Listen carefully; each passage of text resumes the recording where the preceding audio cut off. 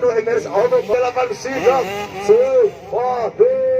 Nampaknya ada Haji Ijal kita lihat saja, dan ada Muhammad Ramli Belawa MS melakukan rivalnya dengan rentang jarak yang begitu jauh. Oh, luar biasa sekali. Ullah Ojeng.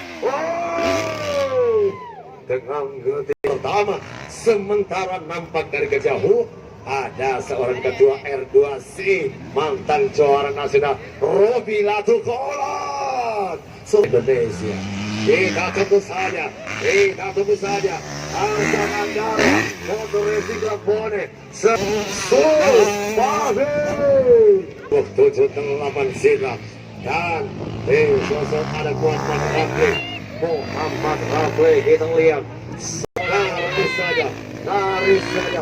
Oh, semakin ringan overlap. Kita lihat saja, sedikit lagi. Oh, satu demi satu akan dilahapnya oleh seorang Ullah Ojeng. Kita tunggu saja, kita nantikan aksi terbaik dari pasangan Ullah Ojeng kali ini. Ullah Ojeng yang semakin cepat saja, sementara di posisi kedua masih Arusan Anggara dan Sopami dari CPC Burano atas abang-abang. Oh, di dalam mesin. Oh, sedikit lagi, nyaris lagi. Kita lihat yang paling. Oh, apakah berhasil? Kita lihat saja, ada Arusan Anggara di sini. Oh, lahap lagi. Kali ini ada Sopami